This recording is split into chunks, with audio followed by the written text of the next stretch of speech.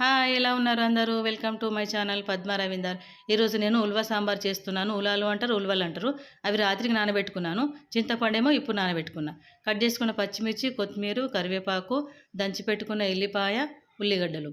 మనం రాత్రికి నానబెట్టుకున్న ఉల్వలను ఇలా గ్రైండ్ పట్టుకొని కొన్ని వాటర్ పోసేసి మెత్తగా ఇంతవరకు కట్ చేసుకొని పెట్టుకొని అప్పుడు మనము ఈ చారు అనేది మనం దాంట్లో పొట్టంతా తీసేసి మనం వడబోసుకున్న తర్వాత దాంట్లో ఉప్పు, కారం, పసుపు, ధనియాల పొడి ఇవన్నీ వేసేసుకొని మనము పక్కన పెట్టేసుకోవాలి.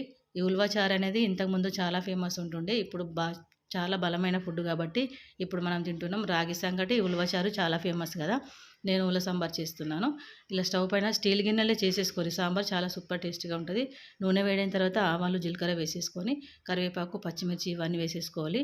నూనెలు ఎక్కువ వేగకూడదు, ఎందుకంటే మనకు సాంబార్లు ఇవన్నీ కనిపించాలి కాబట్టి.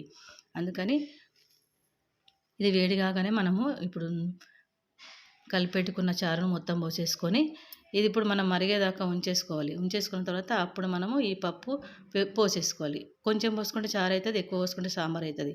ఇలాంటి వీడియోస్ మరిన్ని రావాలంటే లైక్ చేయండి, షేర్ చేయండి, నా ఛానల్ సబ్స్క్రైబ్ చేసుకోండి. చాలా వెరైటీ వంటలు చేస్తాను నేను. మీరు కూడా ట్రై చేసి కమెంట్ బాక్స్లో కమెంట్ చేయండి. చాలా సూపర్ టేస్ట్ ఉంటుంది వేడి వేడి అన్నంలో. ఇది హెల్త్కి చాలా మంచిది కాబట్టి ఈ రోజుల్లో చాలా ఫేమస్ అయింది. మీరు కూడా ట్రై చేసి టేస్ట్ చేసి చూడండి.